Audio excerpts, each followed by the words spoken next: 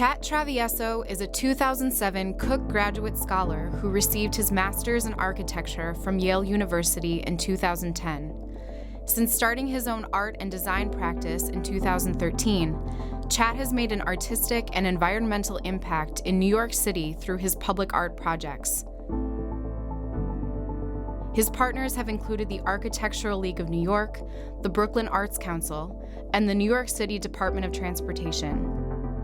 The communities in which his projects exist have warmly received his installations, and his work has been featured in such publications as the New York Times and the Wall Street Journal.